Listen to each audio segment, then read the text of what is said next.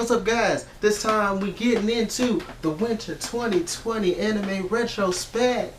So, this season I ended up seeing a good handful of shows, and we about to get into it, okay?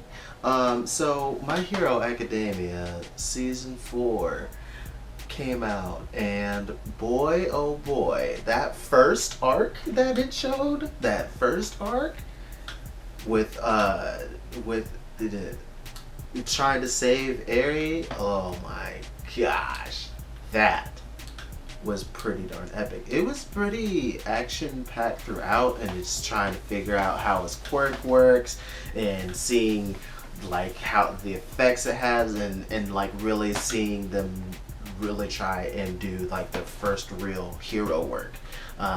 It was really cool. Like the action in it was so great. You got to see a whole lot more heroes and their different kind of quirks as well, which was all very, very entertaining.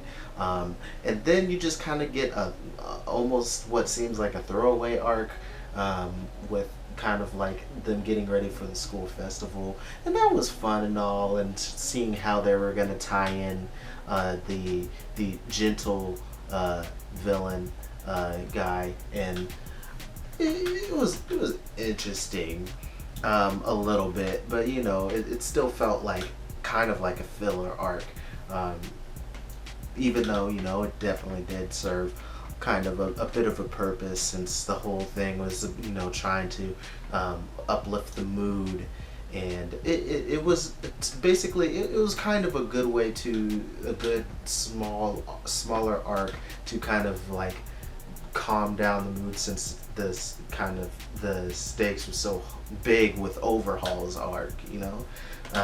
But you know, really sad that the season this time seemed to be kind of short, but you know, it is what it is. Got to look forward to season 5. So yeah.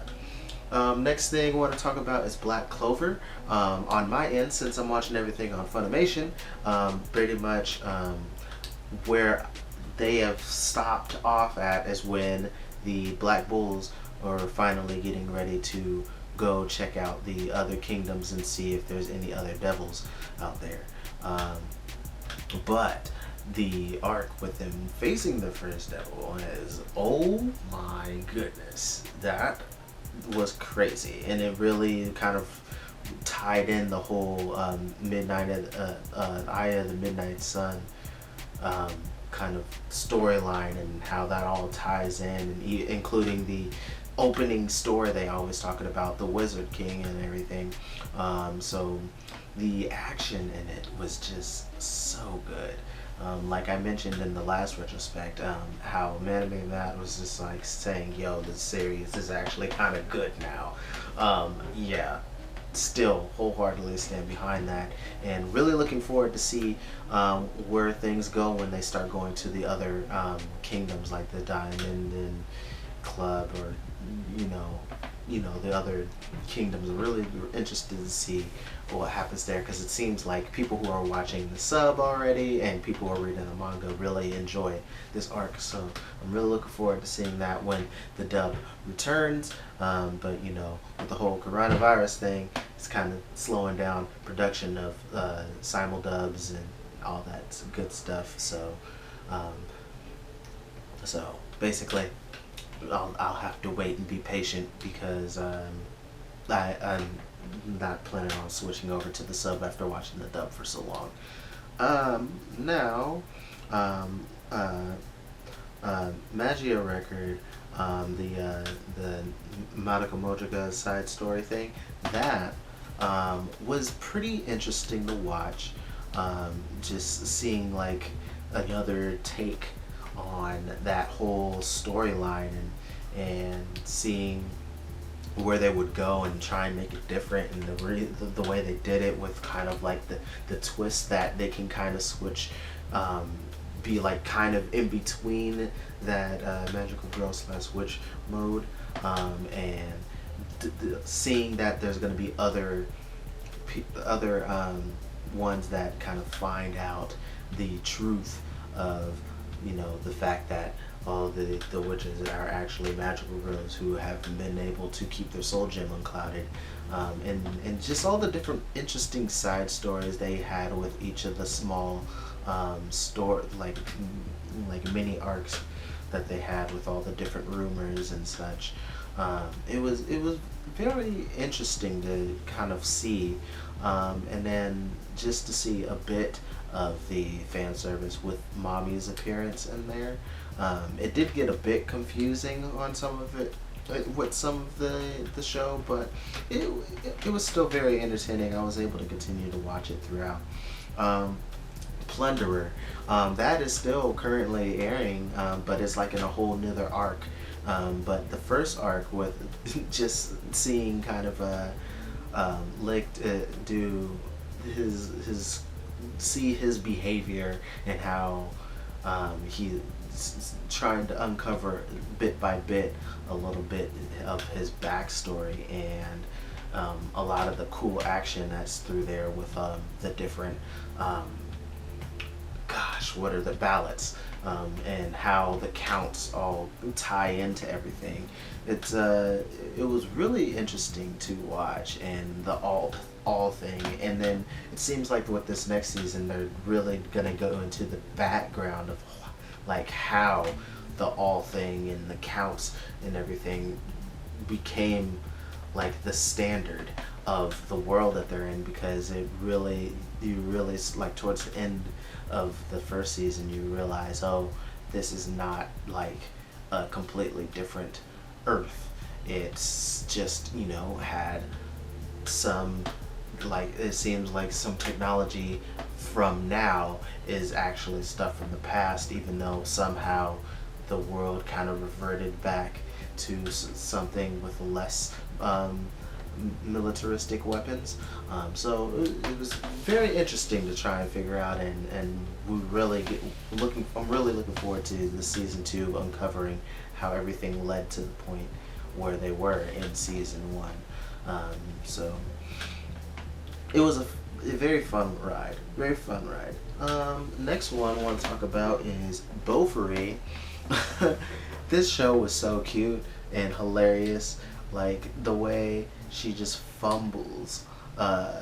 Maple just fumbles through everything and still ends up becoming a beast with her ridiculous way of you know, playing through the game like no one ever does.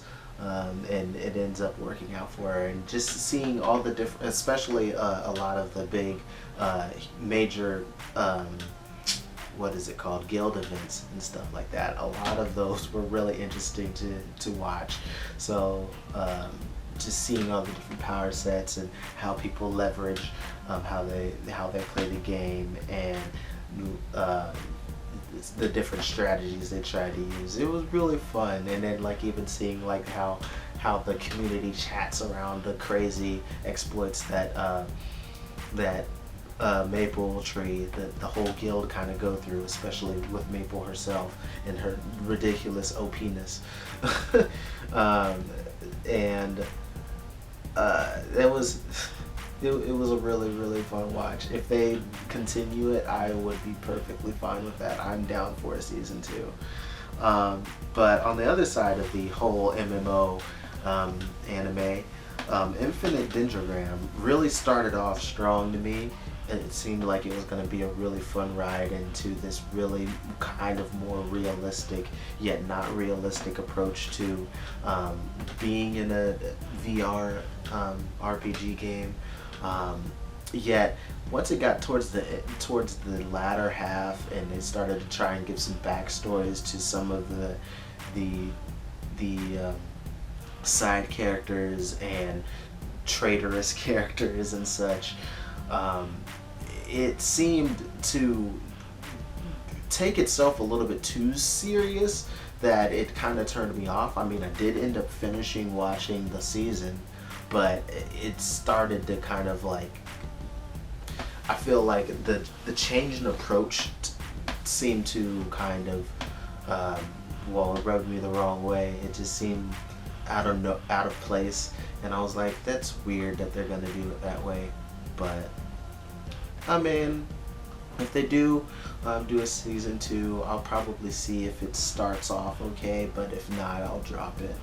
Um, but They've Invaded is another show that I thought was very, very, very interesting from the very start. And this is another show that takes itself seriously, but I enjoyed the way it did it. And It can start getting a little confusing as you continue on, but if you're able to kind of like be patient and really kind of try and pay attention to it, it's really really fun, a good watch, and very interesting. Just trying to think of how in the world people's minds work, and really understanding the characters, especially the main inspector guy whose name escapes me, seeing how his mind works, even when he gets like lost, like multiple Idwells down. That was very interesting to watch. It almost kind of seemed kind of like along the lines of like an Inception kind of feel, where it's like, whoa. It was interesting to see kind of like that scenario like shortly in a goodness gracious, in an anime format. But yeah, it was very interesting. I don't know if they'd be able to do anything else with this. I mean, they might. If they do, I'll see if it's the same thing with Infinite Dendrogram. I would see if it can live up to, kind of some of the ideas that they brought up at the beginning. But if not, then I might not continue to watch it. But that season of They've Invaded was pretty fun and entertaining to watch, despite it, being sometimes seeming too heady for its own good. Then Radiant, man, oh my gosh, I don't know why I don't hear people talking about this show. This show is so fun. But yeah, so this whole arc in Kaislan Merland, I believe is how you pronounce it, was really really fun, and really kind of see the growth of oh gosh, his name was in my head and now it's gone. But the main characters, his seeing the growth of Seth, the growth of his powers, and him being trained by Myr, and seeing kind of some of the new characters they try to introduce, because there's her name is escaping me too, but basically the black chick, seeing how her being introduced and seeing a bit of her story, and how her personality enters into the friendship dynamic that they have. It was really fun, like that whole arc that was there, and seeing how they operate, and how gosh, what are all the names of these factions are escaping me. But the Inquisitors, how they basically view them, and how the merchants are also trying to take advantage of those opposing factions. But yeah. It's a really fun show. Like, yeah, it's like it's some typical shonen stuff, but it's good shonen stuff. And the fact that it's based off, it's still cool that it's based from a French comic. That's cool. So international, but yeah, it's a really great show, and I think more people should be talking about it. Darwin's Game, the edgelord show of the of the season. It's definitely not a perfect show, but it's really really fun seeing everybody's different sigils, and seeing how they operate, and how gosh, what is his name? How Kaname continues to try and get through everything as non-violent as possible until eventually he realizes, oh yeah, I'm just gonna have to get this in the way where I can just take everyone out and make them not want to fight anymore. It was really interesting, and even the very end, it came up with a very interesting solution to make it so less people are hurting each other. He's just like, yeah, so you want to try and take over this section? Well, you can't play the game here. It was a very interesting solution to that. But if they do continue it, I am very curious to see how he eventually tries to find the inventor of Darwin's game and get rid of him. Or, yeah, but it was pretty fun. Very fun edgelord show to watch. So good, like turn your brain off and enjoy kind of show right there. And then is that it? I think nope. Last one, the Sorceress Stabber Orphan. This show is weird, man. It's weird. To me, I compare this to because it was the other show that I ended up watching a couple seasons back that what is a remake, just like this is, but the one with the weird time travel button thingamajig. Oh my gosh, what was that called? What was that called? I'm not gonna remember. Yeah, it's not. I can't think of it. But, oh man, what was the name of that show? But anyway, they had the dude like time traveling, and then eventually towards the end, he ended up going to like this alternate universe, and it had to do with world lines on this world tree thing, majig or whatever. I view Orphan the same way as that show, where it's just like, you know what, this show is really weird. A lot of these plot lines seem really stupid, but for some reason I still fine with watching it. Yeah. So I guess Orphan was kind of like my guilty pleasure show of this season, and it was. It was a very below average show, but you know, we'll see if it gets better as Orphan or Creelancelo. I'm trying to say it how they say it in the show, but you know, see how his journey to the Kimluck Church ends up going when they continue the series. We'll see how that is.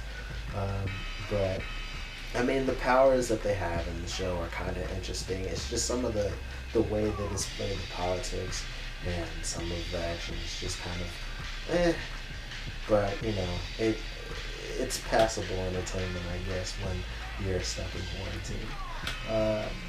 And then the last thing that I ended up watching, it definitely wasn't just like a winter 2020 thing. Like I actually not sure how long it's already been on there, but the new Viola Evergarden movie thing on Netflix that they put out. Let me see if I can. I think. See if I can figure out the name of it. I'll pull it up real quick because I just watched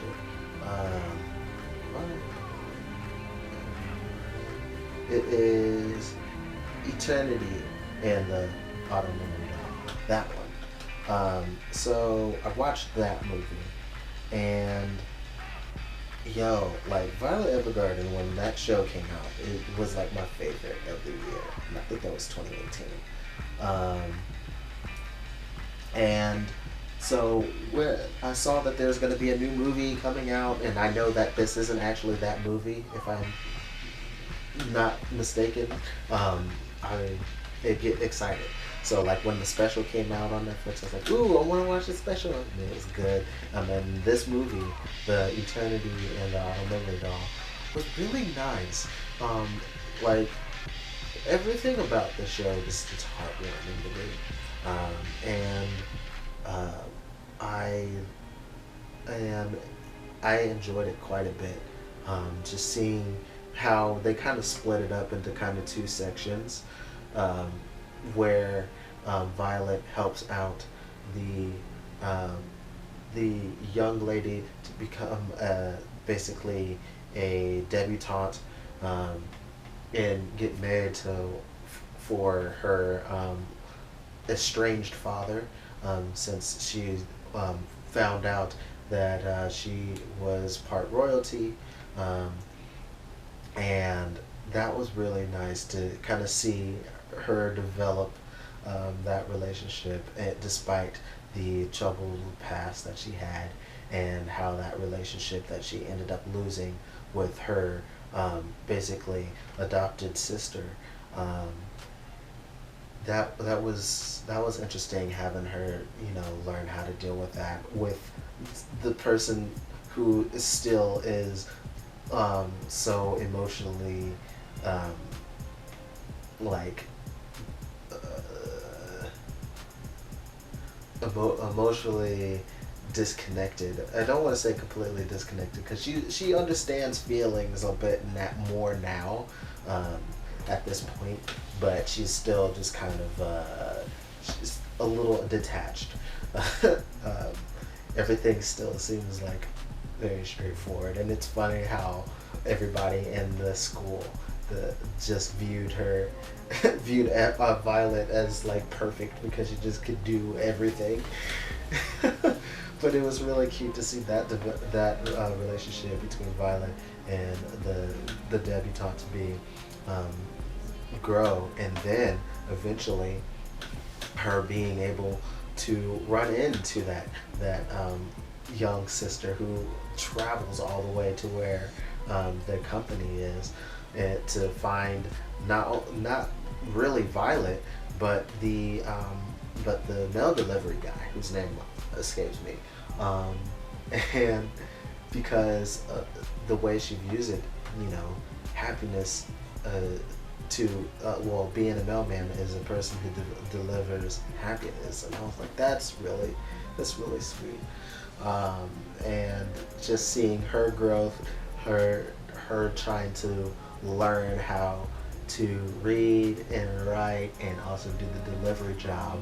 That way she could eventually send a message to her older sister, and see how she reached out, eventually was able to reach out to her, yet still deciding not to meet face to face until she can actually deliver to her in person as a legal worker, since she is under the age. But yeah, it was sweet. I was just like, oh, my heart, all the feels. It's so cute. Oh.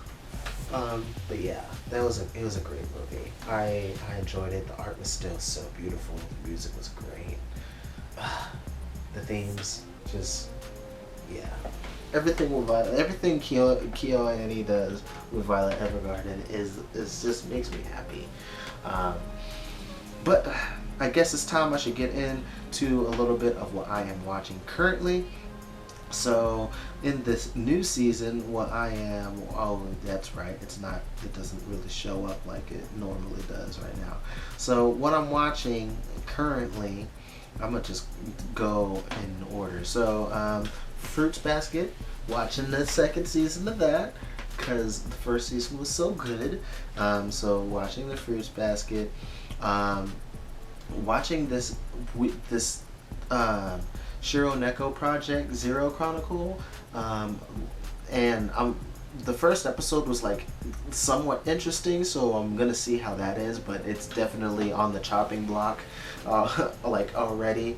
Like if it can't keep my attention with this whole two sides of the hourglass world of theirs, where it's darkness and light on the top, and just seeing them you know, try and fight against. Well, on the dark side, you got the dude trying to make the dark world better for everybody, and the one in the light is still trying to keep the balance of light and dark. We'll see how that goes. I might end up dropping it because it's just alright so far. Let's see, what else we got. Oh, Gleipnir. This show, got to see 2 episodes of it so far, and just seeing the powers and how it like it works, especially in the second episode. I was like, oh my goodness, the action is really, it's actually really cool. Like the artwork for it is really good, is really cool. And just interested to see what other random powers other people will have, who have gotten involved with this coin and collecting the coins for this random guy. I'm really curious to see where that storyline is going to go, and just how far they'll end up taking it, and just how much they'll try and align a lot of this with sexual desires, because it does seem to be an underlying theme with a lot of it. Then Sachi Bato, this president, it's time for a battle thing. It seems really dumb, but it's like fun dumb, and so I'm really I'm gonna see how much of it I can take, as they do this kind of interesting RPG dungeon crawling company kind of thing. I'm gonna see how well it can last. I watched the first episode. Well, I almost watched all of the. Technically, I pretty much watched all of the first episode of Galandino. But I really liked that first half. I was like, this show is so weird and quirky, and I love it. And then it switched to the live action, and it started to be like basically the same thing as the animation, but with live action with slight alterations. And I was like, I'm kind of not into this. So if it's gonna do that through this whole time, which it seems it will, I'm not interested in watching it anymore. I don't want to just watch half of the episode and then say, okay, that's it, and say by the end of the season say, yeah, I watched that show, it was great, because I didn't really watch the whole thing because I wasn't there for the live action bits. Didn't really like that part. But if you like weird, quirky stuff, Galandino is up there for you.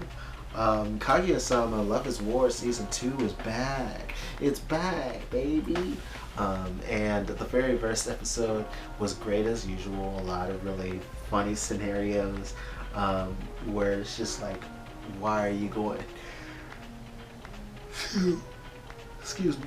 Why are you going to such absurd levels to make people confess or do weird, stupid things, or play a really odd game? It's just, it was very funny. So really looking forward to what's going to come of that. Arte is a very sweet show, it seems. Really hitting on that feminine power thing, going against, since it's a young lady art in the Renaissance period, trying to become an artist where, being a female means you are a housekeeper or a princess. That's it. Yeah, that whole story is very interesting, and just seeing where that's gonna go is gonna be fun. Then Wave, Listen to Me. This show, I watched the very first episode and I was like, yeah, I am in. This is great. So this is following the journey of this young lady who gets roped into becoming a radio personality, and her personality is just very brash and rambunctious, which is very different from a lot of the more calming, soothing voices you end up hearing. So just seeing how she's gonna come in and shake up the game, it's very entertaining, and I am looking very, very much to see where it's gonna end up going, especially since in the second episode, you even get to see even more of her start in that business. So yeah, listeners, this is a very strange but cool show. I'm hoping it continues to be cool throughout.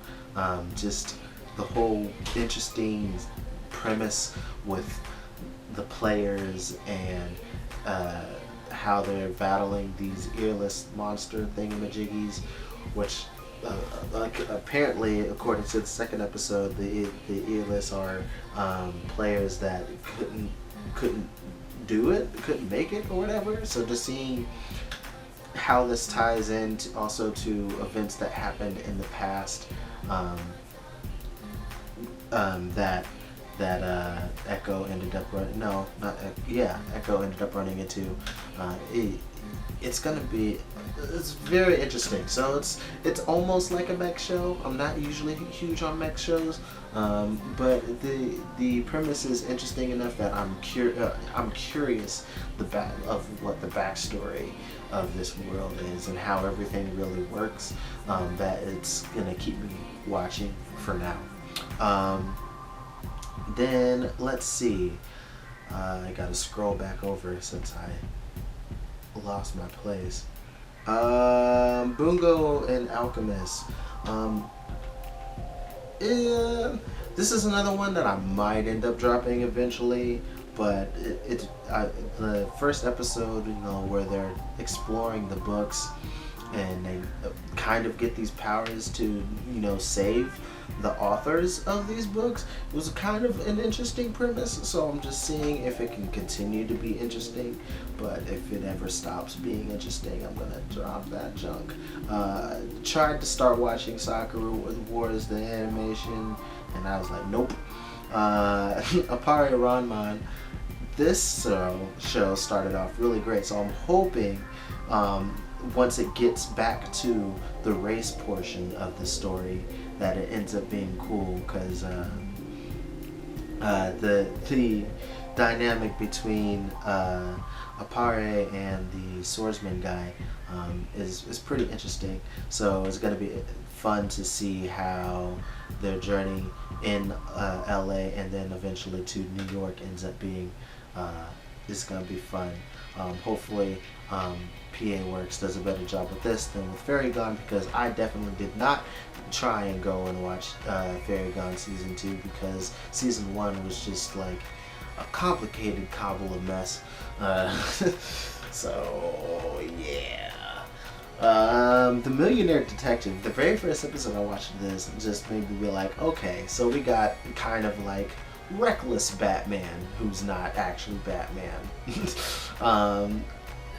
And then paired with kind of more the straight-laced cop detective who was too straight-laced, too justice needs to prevail, he got kicked to the side for being too gung-ho for that.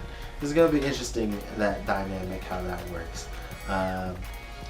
Kakushi Goto, oh my goodness, this one is so sweet and funny.